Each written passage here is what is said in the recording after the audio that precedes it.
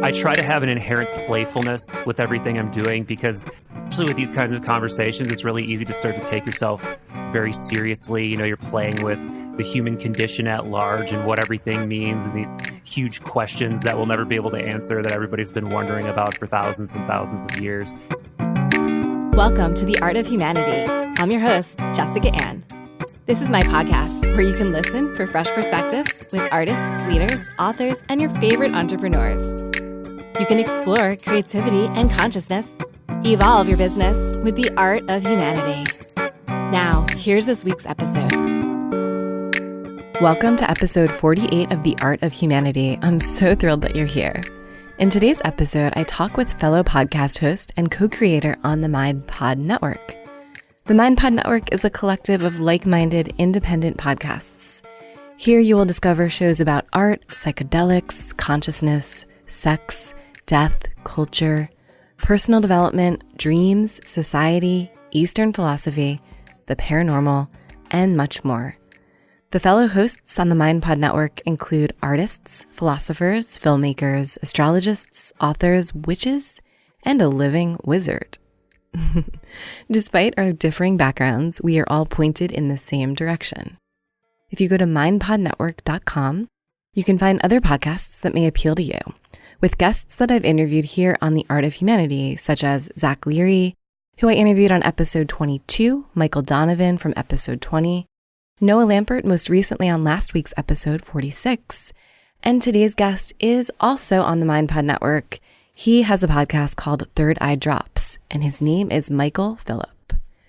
This interview is more of an intellectual investigation of sorts.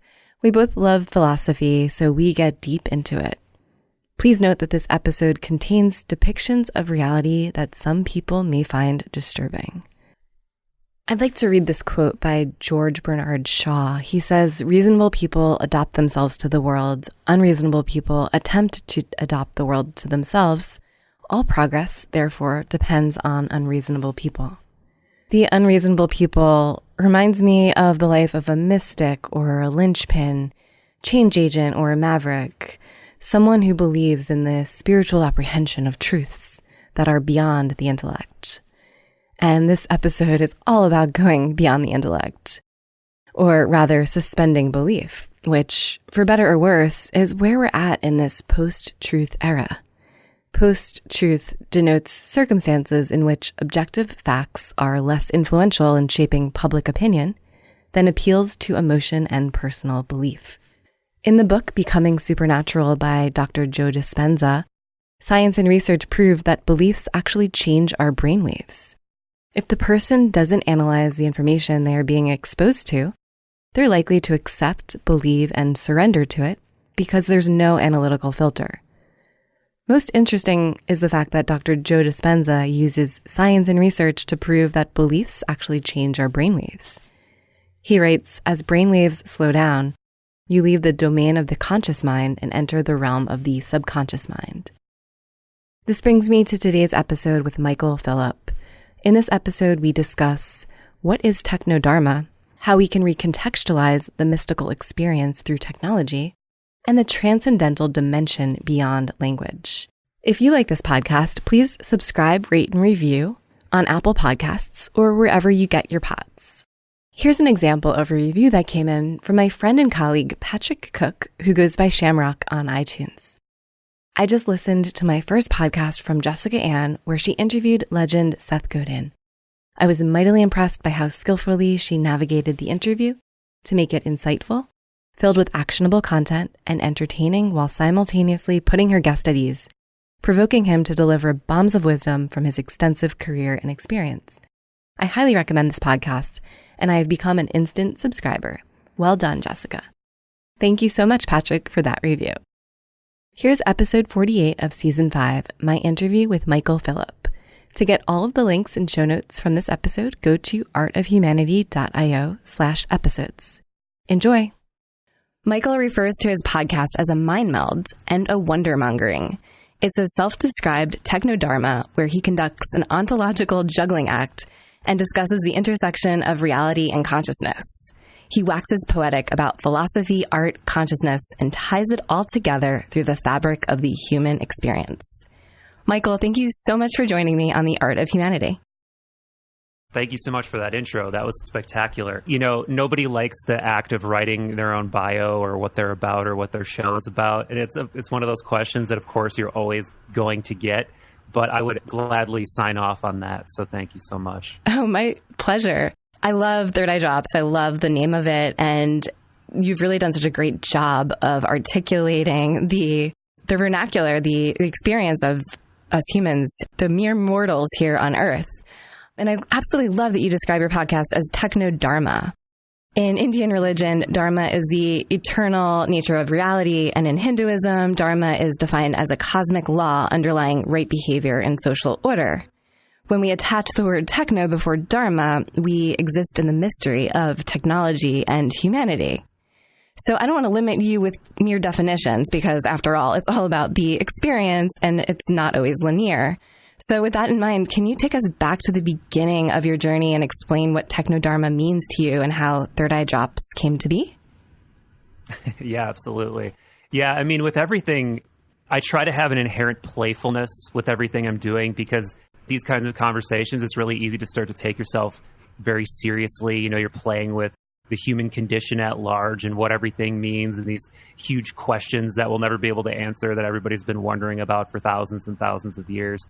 And I know I'm not going to answer these questions. I know I'm not going to solve the existential riddle that's woven into the fabric of existence. I know I'm not going to solve these things. But at the same time, I think you can, through the art of conversation, approach these things in a way where you zoom in on the mystery or you recontextualize the mystery. And that's primarily, I guess, what I think, I'm trying to do with Third Eye Drops. But to answer your question specifically about, the nomenclature that I've sort of invented, or I don't know if I invented it, maybe someone else has said Techno Dharma or Technodelic or whatever.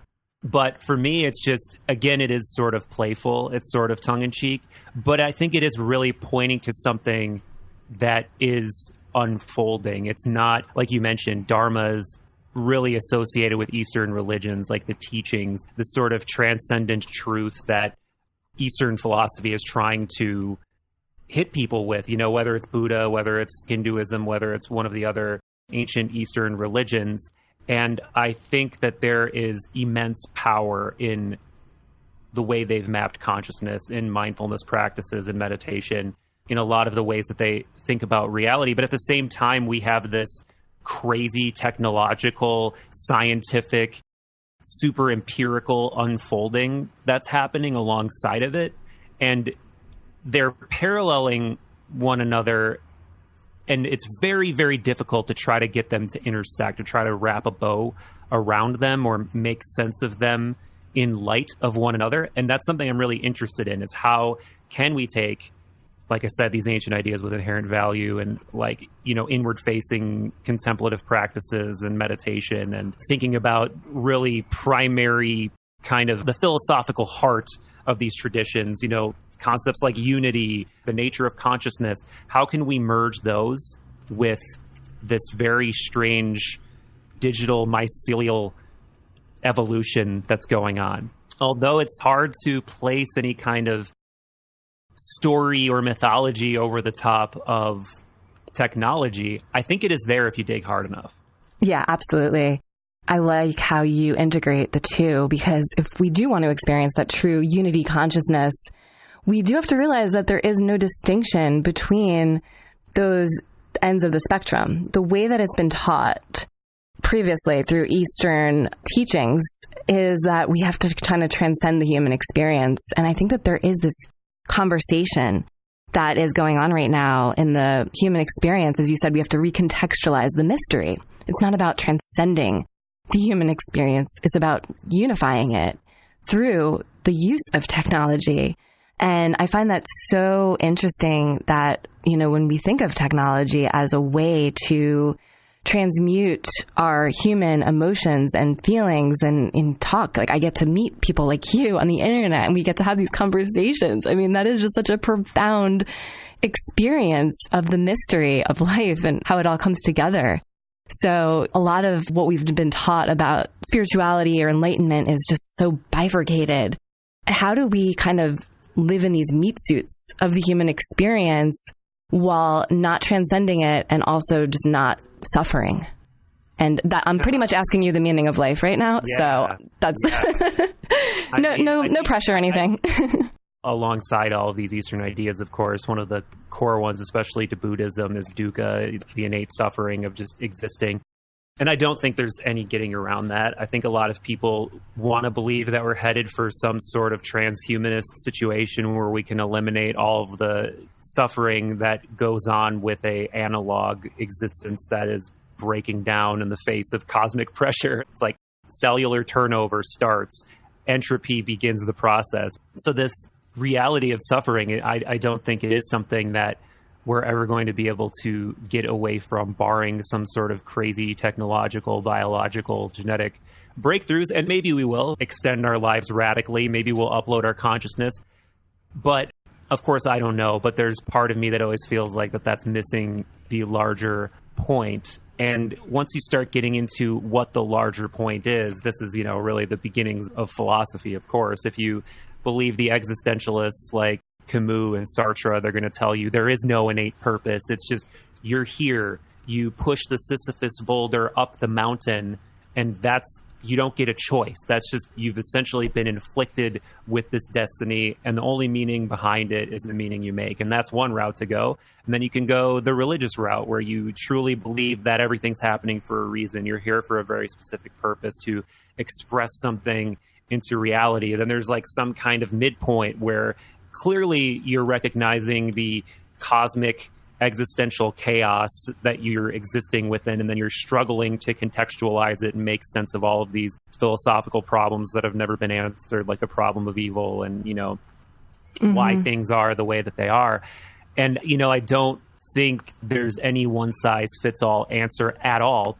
I'm scratching the surface of this in my writing right now, and I'm really trying to figure out the best way to communicate this. And I'm framing it essentially as the right kind of struggle. Because like you said, how do you asked me, how do we avoid suffering? Mm-hmm. And I actually think asking the question in a little bit of a different way, like, how do we suffer in or struggle in the right way, might be a little bit of a better question, because everything we do is a struggle. Like, as you know, doing a podcast is a struggle. Sometimes you schedule a podcast and the guest doesn't show up, like last Saturday when I was calling myself out, when I just double booked myself and I completely had a scheduling breakdown. There's innate discomfort in any process you choose. Like, it's going to be hard to start a podcast. It's going to be hard to start a business. It's going to be hard to start a spiritual practice. Like, literally, think of anything. There's going to be struggle and resistance. So I think the better question is, what do you want to struggle toward? Because if you don't really name that thing, if you don't really sit down and think about that, then you're going to be struggling for things that are inflicted upon you. You're going to struggle for a job you don't want. You're going to struggle through college because your dad wanted you to go to college. It's going to be this never-ending series of phenomena that you're going to be confronted with. And to an extent, we don't get to pick everything, but to an extent, we do get to pick. What do I want to struggle toward, and what do I just have to struggle toward because there's no choice? And I think very few people, unfortunately, are really exercising that choice of what they want to struggle toward. I think that's the beginning of an epiphany, personally. Yeah, absolutely. And I think that there is this cosmic existential chaos, as you so eloquently described it, as, it all comes down to the root of the meaning of it. And we can look at the meaning of our lives through different quote unquote reality tunnels, as Robert Anton Wilson likes to call it, and really choose what has meaning and what doesn't, and then only see life through that lens of reality, which, to one extent, it really eases a lot of that existential angst. And another side of that coin is that you can become crazy. You can only see life through a certain lens, which maybe people don't agree with. So, I don't know, you do a lot of reading as to philosophy and kind of how we got to where we are today. What do you see that's new, when you look at all the past literature and past philosophies? How are we today in history different from where we were decades ago? How do you see the choice of how we interpret reality as affecting our future? I think in a lot of ways, our fundamental situation hasn't really changed. And I also think that there's a very real reason why people have been so steadily obsessed with Plato and Aristotle for like 2,000 plus years. Like, they really did, at least in terms of Western thinkers, lay such a solid groundwork for understanding yourself, understanding your soul, understanding what it means to be virtuous, understanding what knowledge even is, you know, all of these really innately burning human questions. And, you know, you see them essentially getting ripped off all throughout history, or just people just subtly changing what they already said. You know, like a lot of the medieval Christian scholars like Aquinas they're just famous for essentially repackaging a lot of these same ideas in a Christian way. I still think that these are enormous sources of knowledge that we should all go back to, is starting with the ancient Greeks and ancient Eastern thinkers. But I think, I don't want to be biased, but I think as Western thinkers, a lot of times we're almost like mesmerized. And I'm a huge fan of Eastern thought, Eastern religion. I have a meditation practice. You know, in college, I studied Buddhism and Eastern religions fairly, you know, seriously. But I think we get a little bit mesmerized by the alien nature of the culture, and then that sometimes can distract us from what they're really trying to say. Like, we get obsessed with the way they dress and the cool mala beads and the interesting language, you know, and reciting Sanskrit. Yeah, it's like, okay, but what is that? Are you actually cutting through that to get to the heart of it, or is it this becoming some sort of like, you know, spiritual, materialistic, peacock feathering thing? I think there's absolutely real knowledge across the board, but I think if anybody hasn't done it, just gone back to kind of understand a lot of the basic ideas being proposed by Plato and Aristotle, they should absolutely go back to that. I think Plato is probably the most influential thinker in my life, without question.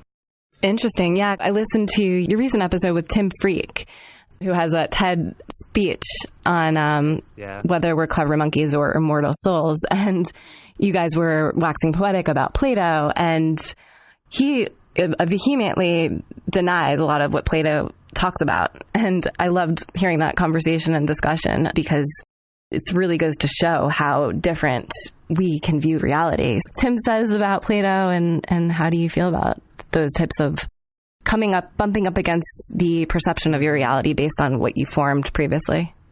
Well, what I think is really interesting about Tim is that, I mean, he is the nicest, most friendly, like always wearing a smile, just genuine person. And what I really love about him is he is one of the very few people, you know, you asked the question earlier about how has our situation changed, how has philosophy changed.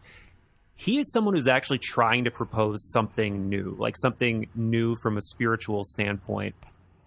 And I think it's very, very interesting what he's proposing, which is essentially this idea of epiphenomenal spirituality, where what he's essentially putting forth is this paradigm where soul is emerging alongside the human mind. Like, you know, as he points out, according to ancient Greek philosophers like Plato, like Aristotle, like Socrates, the psyche, you know, what we think of as the mind, is the soul. Mm-hmm. But it's not just the mind, like our thoughts, like what you think about on a daily basis. Plato actually considered that level of the mind to be highly polluted by, you know, the desires of the body, by the, you know, preoccupations of the ego and status and blah, blah, blah. But what he believed is that at the heart of that, if you're able to strip away, you know, all of the pollution through this process he called catharsis, you could eventually get to this kind of true state of the psyche or soul that was like this pure kind of light, like the light of the philosopher, where you were just, you know, pure awareness, pure knowledge. And I think that Tim would agree with everything up to that point, but what he's really arguing is that, you know, whereas for Plato, he believed that this was emanating from some sort of like higher dimension, you know, the realm of forms, as he called it, where there is this realm of pre-existing perfection. And this is, from what I understand, it's sort of like, you know, the pure state of the soul or the mind is kind of like our connection to that higher realm. And then everything else is sort of like a pollution or like a sort of a distraction that's down on our level. What Tim is trying to say is that, no, this is all real. And what we're thinking of as soul is this newly emergent thing that has actually grown out of our evolution over the course of billions of years. So it's kind of like he's inverting this paradigm where instead of emerging from consciousness or soul or some predefined intelligence pattern like logos or whatever you want to call it, he's almost saying it like, no, we've evolved materially, and now there's this new kind of psychical, spiritual realm coming out of people. So I think it's really interesting. It's all speculation or it's all subjective personal experience, but I'm definitely all for somebody putting forth a new idea like this. Because, you know, I said this in the intro of the podcast. I think it's bold. I mean, you've got to be bold to go out there and propose new ideas like this. So I love it. Am I personally on board with it? I don't know about that. But it's interesting. Yeah. And I love that it's all based on that subjective human experience, because that's all we really have when we are exploring all of these insights. It's like you can read a book about another country, but until you're actually in that country, you don't actually know if what you're reading is actually true. So instead of being in our heads and in the philosophies and in this metaphysical, existence of reality, you're actually like reading and absorbing, taking it in, integrating it into our human realities, and then using that as the basis for if it makes sense or not, and whether or not we want to move forward with that formed reality.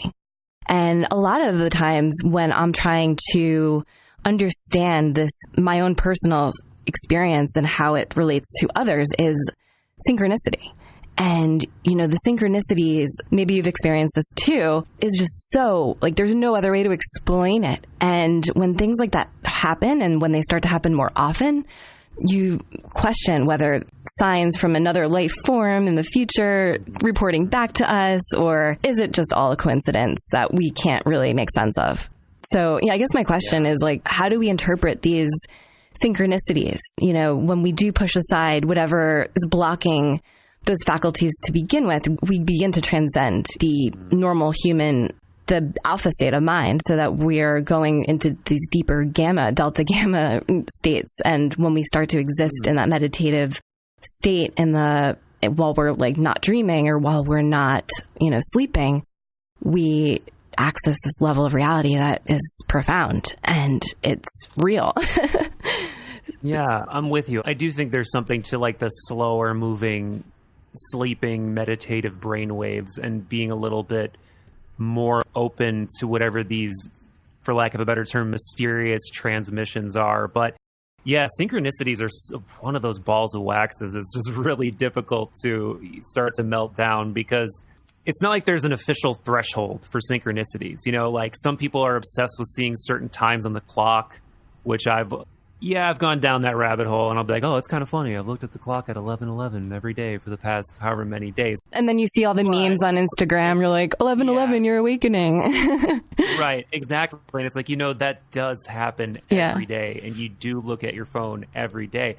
But then there are just incredibly strange, just what are the odds you're going to look at your phone when all the numbers are the same? Pretty high. What are the odds that you're going to be listening to a podcast and then stop at a stop sign, and then, right as you are thinking of something, the person on the podcast starts talking to about it, and then a truck drives by with the exact word the person on the podcast said that you also just thought about? Like, those are those weird moments where it's like 3 or 4 things at the exact same moment happened. And if you really try to wrap your mind around how that's possible, it's just, it's the odds are astronomically low. They're astronomically low that those 3 things would have all lined up at the exact same time.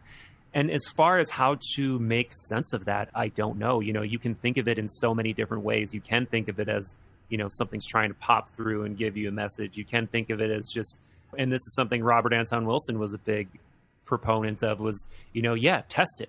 Go outside and look. I believe he said this in Prometheus Rising, where he had all these experiments where he said, go outside and look, like, manifest quarters. Just like go out there and just really believe you're going to manifest quarters or something like that. And then he said, okay, now go out there and just believe that you're not manifesting anything, that it's just pure random chance that you're finding quarters. Try both. Like, try all of these things on as, different, you like to use one of your words, which is one of my favorite terms as well. try these different reality tunnels on. Try looking at reality through these different glasses and see what feels right to you. When we're talking about things that people are subjectively experiencing, it's so open-ended, it's so open-ended. It can be total delusion where people are just looking for patterns that aren't even really there, or they're kind of, these self-fulfilling prophecies. Or it could be, like you said, it could be transmissions from, Plato's realm of ideas for all I know. I don't know. But yeah, I will say in my experience, they seem to coalesce around certain people in certain times and certain notions. And that's when I really start to think about like, okay, I think my friendship with this person might be important. Like my friend Colin Frangisetto, who I've had on the show a few times. He plays in an awesome band called Circus Survive. He's a great artist. And he's just one of the most psychedelic, whimsical, sweet, amazing people. And he just has so many crazy synchronicity stories. And when I'm talking to him, when I'm hanging out with him, they seem to just crop up more and more. So yeah, I think there's absolutely something to them, but to try to really define it, I think is almost like insulting to whatever it is. I think it's designed to not make sense. I think it's designed to be asynchronous, to be non-causal, to not be A, B, C.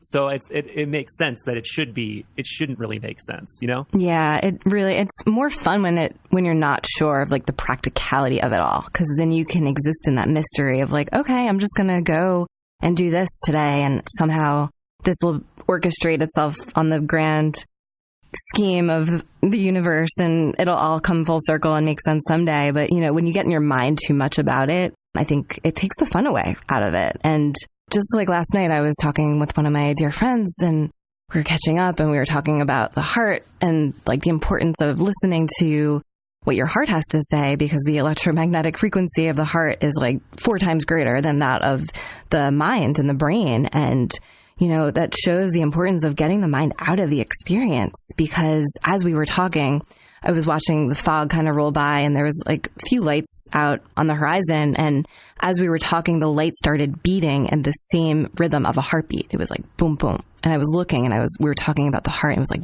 boom, boom. And all of a sudden, like everything just got like dark, and all I could see is this heartbeat through the windows. And I was just kind of like, whoa, like this really transcendent kind of conversation and experience right before, like in the middle of this deep conversation. And I find that it's helpful to kind of explore the mind and like really think logically. Robert Anton Wilson kind of proposes the idea that we could be communicating with Syrians from another planet, and there are these like weird moments that are liberating to some, but they're also like really scary to other people, So how do we kind of find the fusion between seeing them as reality or seeing them as, truths to our existence versus kind of being a little bit weirded out by them, maybe?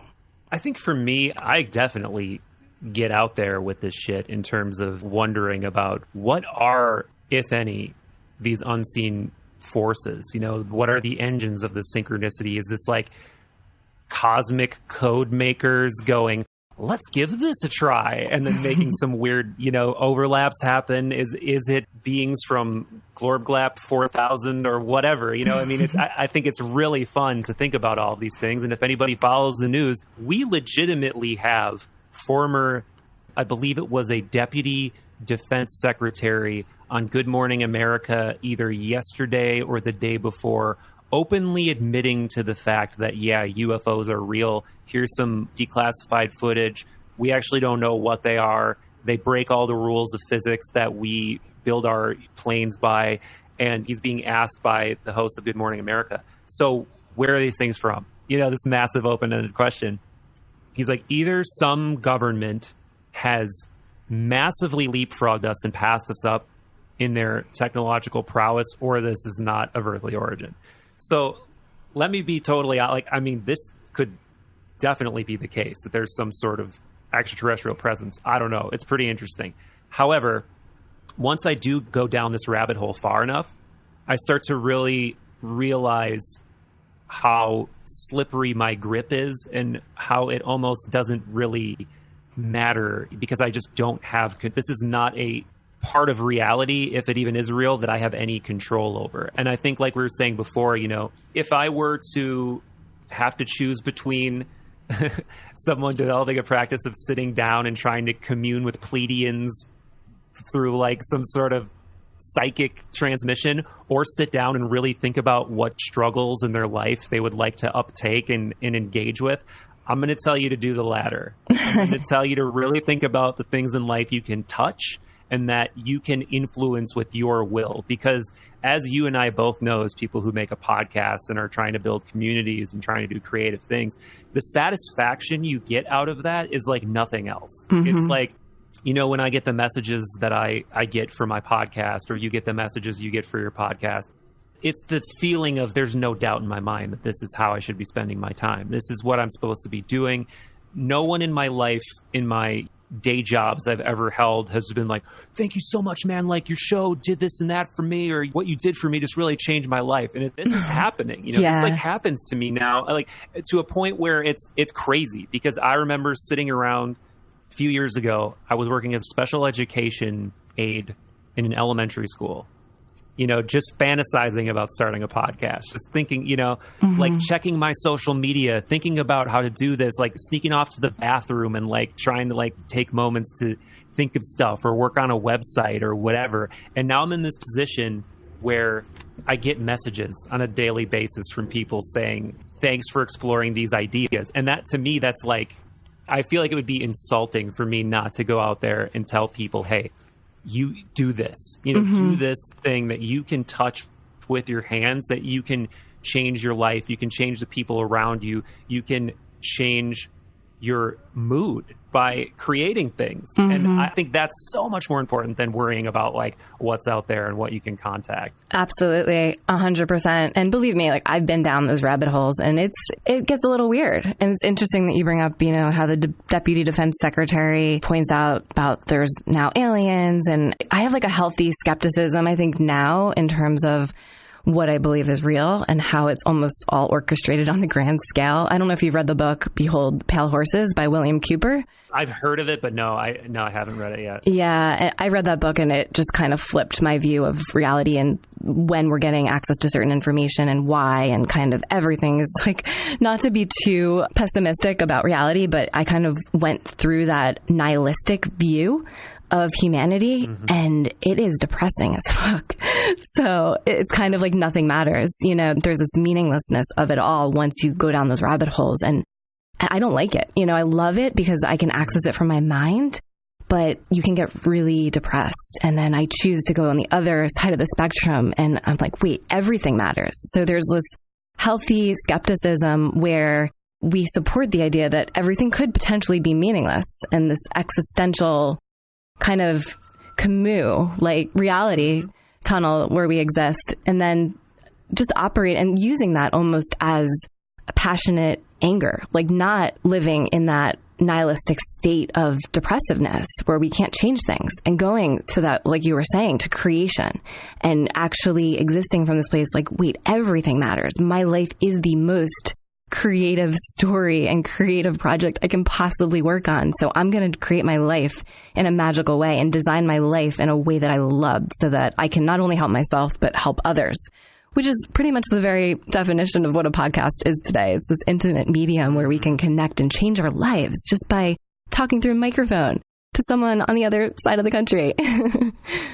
Yeah. I want to go two different directions here. My first question is, can you sum up the sort of thesis of that book a little bit? Because I know it's generally about, you know, sort of the idea of how, like you said, information is orchestrated, or like, you know, there's a narrative that's being spun that we're just being fed in a very deliberate way. But is there anything else? Is that mainly it? Oh, yeah, there's a lot more to it. I mean, he includes half the book is actual official government documents that show exactly when in history, like if you go back to like late 90s or so, this book was written in, I think, the early 90s, and he talks about school shootings. And, you know, I don't want to go too far down the depressive rabbit hole, but he talks about the fact that the government is going to issue these press releases, and this is what's going to happen in reality. And that's when we kind of go down the rabbit hole of false flags. And is the government orchestrating these deliberate shootings, or, you know, what reality is this? And then you start to see the media on a whole different level. And I've been part of it. I used to work in media, the traditional media. So I know how the sausage is cooked. So that comes from my own personal experience. I'm actually proving it with my own research. And I have many different opinions on that, which I don't want to go too far off on that tangent. But yeah, the thesis of his book, he talks about the government and really has official documentation of the planned programming of humanity through the government. And one of his quotes is, read everything, listen to everybody, believe nothing unless you can prove it with your own research. And he came from a very practical perspective and wrote this book. And, you know, he ended up, I don't know, you can research what happened to him, but once he started putting the ideas out into the world, he actually became like target because the government doesn't really want all this information out in the world. So once you start talking about it, you become kind of a target yourself in a way. So yeah, this has been quite a week for conspiracy theories too, because, you know, I mentioned the UFO thing, but I just read today too that I'm not going to go too deep into it because literally all I read was a headline, but it was an ABC News headline saying that Monsanto and their parent company, I think it's Merck Pharmaceuticals, had a destroy, silence, discredit, or like nullify list or something, where they would like essentially like doctors or people who were whistleblowing against them, they had structured ways to destroy or possibly even kill some of these people. And this is like crazy conspiracy theory shit sounding, but this is like mainstream news sources reporting this stuff now. So between that and the UFO thing, and this has been a crazy week for, you know, things that if you would have told me them a few months ago, I'd be like, wait, what source is this coming from? Are you sure? I have no doubt that this stuff, terrible, appalling things have for sure been done and for sure been orchestrated. But I also doubt today with the diversity of channels, you know, like the fact that news sources are watched less than they ever have been.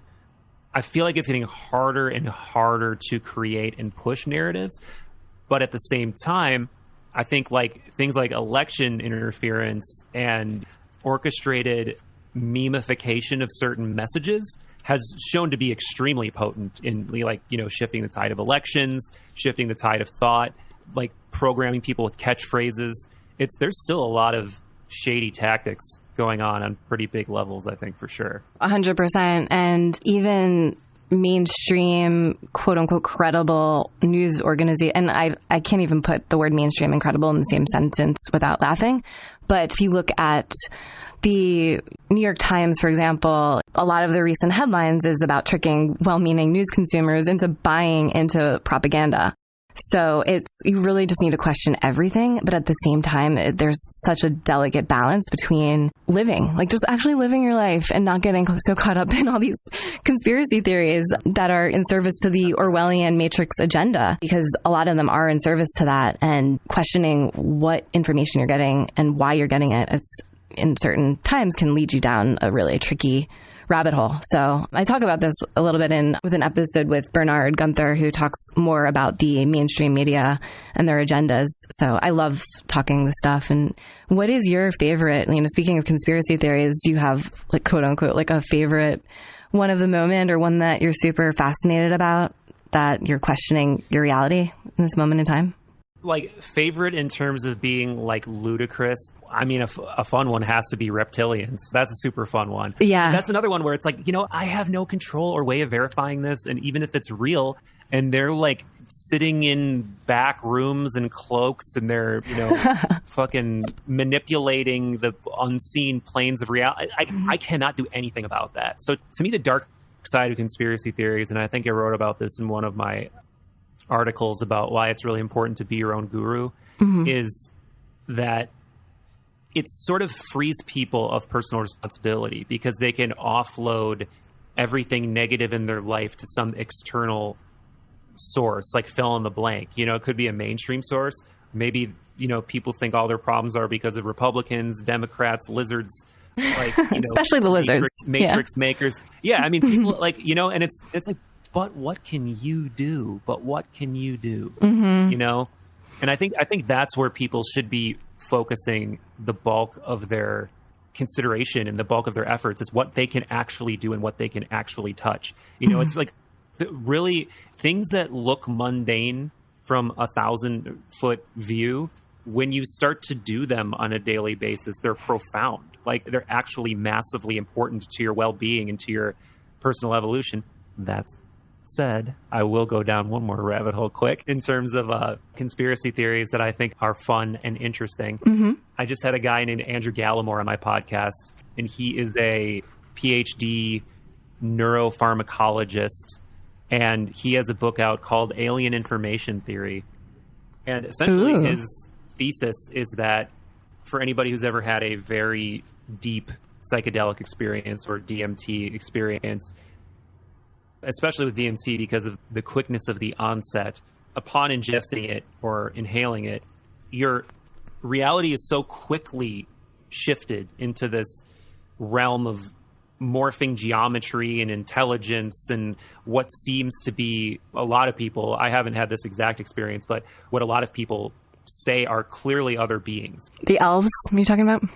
Sure, yeah. Yeah, people call them all sorts of different things, the Terrence McKennian machine elves or whatever, but he's done a lot of personal research on this, and he's also worked with Rick Strassman a bit, and he's worked, with other what I would consider to be legitimate scholars and doctors, and he is putting together this whole theory of information, basically, like believing that there is information from essentially a different dimension, from higher realms, higher sources of consciousness that are coming down, and that we can contact them briefly through DMT. And he thinks that it's almost like this ultimate Rubik's Cube to be solved. Mm-hmm. Like the reason why, if you're familiar with the fact that DMT is this unbelievably simple chemical substance that's in like pretty much every plant, every animal. It's in the human liver. It's probably in the human brain. And he believes it's ubiquitous because it's like this, something that is A, fundamental, and B, it's there as sort of like a clue. It's like the little key sort of where it's like, you got to use this. That's what's up with the ubiquity, according to him. That's a fun one. Yeah, that's a really fun one. What do I think about it? I don't know. Yeah. Yeah, I think that there's a really deep alienation, pun intended, on Earth today, which leads us to an initiation to a different kind of play and a different kind of nature of ourselves that, like you said, do I believe it? I don't know. Like, maybe we can test this out and see where it goes. But I find it fascinating that people are writing books like this about alien information theory, and we have the ability to read these books, and maybe as we're reading it, and there is still a part of the skepticism going on in our brains, but we are maybe downloading these codes so that our future selves 100 years from now are going to be more okay with the information. There's a constant evolutionary process because we ourselves, our bodies are technology, we're software. So as we begin kind of installing these new ideas and with hints of skepticism, we are slowly reprogramming our bodies and our minds to be accepting of these really radical ideas that are out there. And that itself is just magical to me. And I approach it with a healthy dose of skepticism as well, because do we really want to be doing that? Do we want to just see our bodies as these pure beings that we need to protect from technology? I go down different rabbit holes, and I like the idea that we need to be fully embodied in our own unique software separate from technology at times, because I feel like once we start integrating that technology with our bodies, we become these, as you alluded to earlier, these transhumanists, which, for better or worse, it is part of another agenda that we may not be aware of, and we may not be conscious, or we don't have the ability to have autonomy of our own selves, which is not ideal. So, there's always a delicate dance of allowing technology to evolve our humanity versus allowing our humanity to evolve alongside that technology. Mm-hmm. It's going to be very, very weird once we start letting things inside of us on a massive scale, because many people have argued that we're already quote unquote cyborgs. I forget, there's a famous writer who said humanity is already cyborgs. We have a symbiotic relationship with technology. We rely on it for everything. We go everywhere with our phones. We live a large portion of our lives in a digital space. We're already cyborgs. We don't need to have chips implanted in our heads to be cyborgs. To a certain extent, I'm on board. I get what he's saying, but there's still a huge difference between holding onto a device that I can put over there, I can turn off, and having Elon Musk Neuralink in my brain full time. there's a big chasm there. And I think when we get to that, I mean, I think it's pretty much a foregone conclusion that resist as much as you want. Like, who do you know that still doesn't have a smartphone? Everybody had that friend who was resistant, right? That had the flip phone, and they're like, no, I'm fine with the flip phone. It does everything I want it to do. I don't need that shit. I don't need a video game on me. You know, like everybody had that friend, and they all have smartphones now. It's like you have to try really hard to not have one. And there's going to come a point where it's going to be the same thing with whatever the next wave of technology is. Like, maybe you can hold out for a year, maybe you can hold out for 2 years or 5 years, but eventually it's going to get in there one way or another.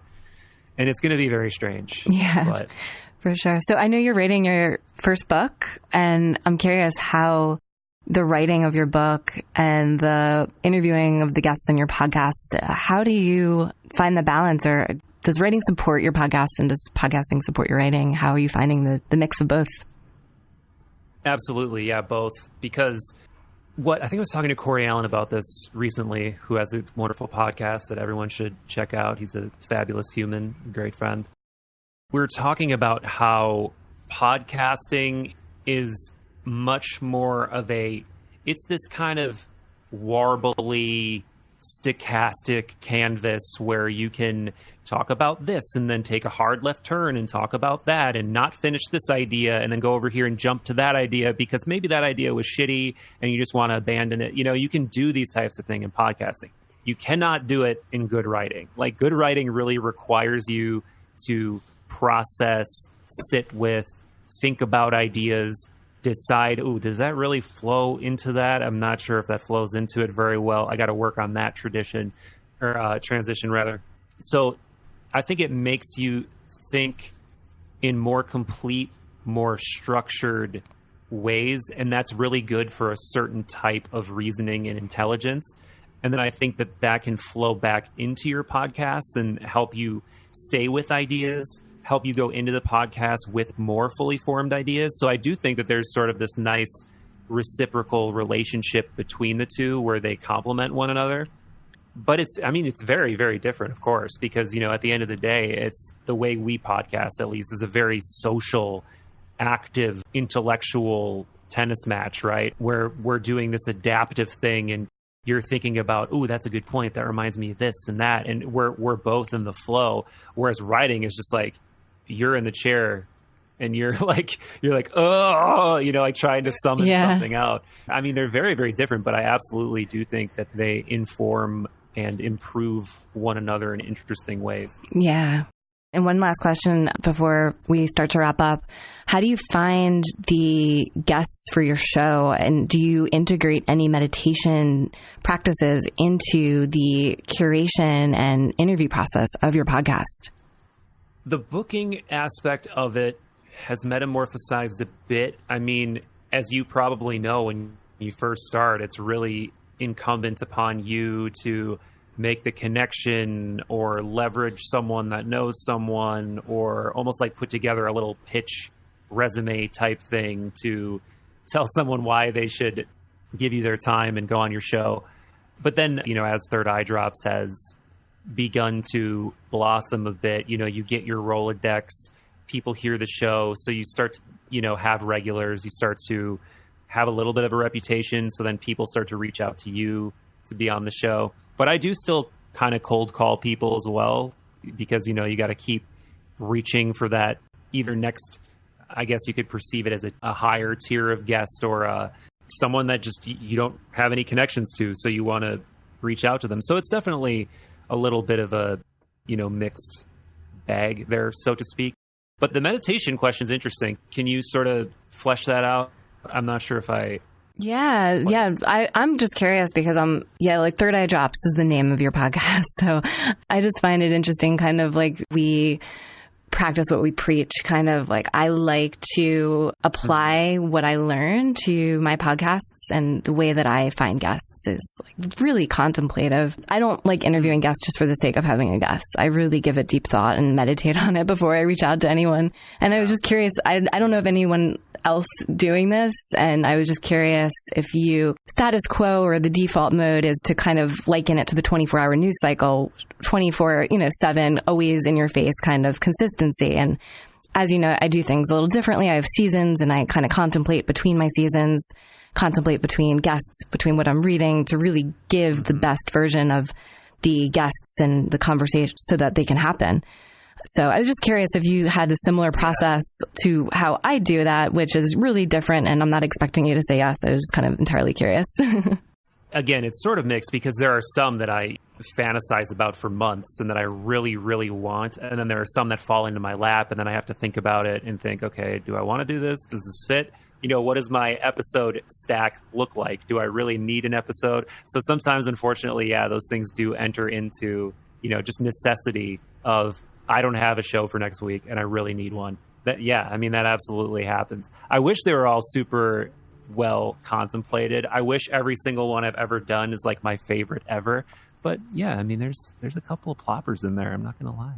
Where I'm like, I wouldn't do that again. But I did it, and it's over now. Well, as a listener, I don't think I've noticed that one, but yeah, maybe I should be, I'd be more lighthearted about it. Like your approach, it's just everything is so deep and meaningful, and coming from that angle that it's like everything you do has to be so profound, but it's kind of exhausting at the same time. So it's refreshing to hear that you sometimes just go on a whim. So that's good to know. Yeah. And for me, I'm really doing, I've definitely thought about bringing other people in to help me book, to help me do some of the more administrative parts of it. But it's weird because it's like, as soon as you give up any element of control, now you're like stressing about, oh, wait, are they going to do this right? I hope they don't say something dumb in the email. I hope they don't. Oh, but I would not have edited that part out. I don't really care if I said, but this person's going through deleting every, it's just like all of these things are just like, fuck it. I'll just keep doing it myself. But eventually I think I do need to have a little bit more strategized, focused ways of approaching some of these things, because like you saw, again, I'll call myself out again last week. I double booked myself and made you reschedule. So things happen when you're not careful. Yeah, it's not a big deal. I fully appreciate you, and I know how busy your schedule is and how many books you read, and it's all, coming to the table with these deep conversations is so helpful for our listeners. So I do appreciate and value your time. Third Eye Drops is the name of your podcast. Everybody check it out on iTunes and leave a review on his podcast, and also leave a review on this podcast if you dig it. Where can listeners find you elsewhere online? ThirdEyeDrops.com. I am at Third Eye Drops or some variation of that on most social media platforms. And wherever you get podcasts. And I suppose if you really like it, you can become a Patreon patron at patreon.com/Third Eye Drops. Awesome. Thank you so much for joining me, Michael. Yeah, it's my pleasure. Thank you. You made it to the end of this podcast. This means the world to me. I hope you enjoyed our conversation. Feel free to hop on over to my podcast website, artofhumanity.io, for show notes or past interviews. You can also message me on social media. I'm on Instagram, Twitter, and LinkedIn. My name is Jessica Ann, and my handle is Being is Human. That's BEINGISHUMAN. I'd love to hear from you and learn more about what you've enjoyed from this episode. If you really love this podcast, I'd highly appreciate it if you went on Apple Podcasts right now and left a review. It helps way more than you know. You can also share this episode with 2 of your friends who you think would enjoy it. Let's get the Art of Humanity movement going. Thank you for listening. Until the next episode, evolve your business with the Art of Humanity. Listen, explore, evolve.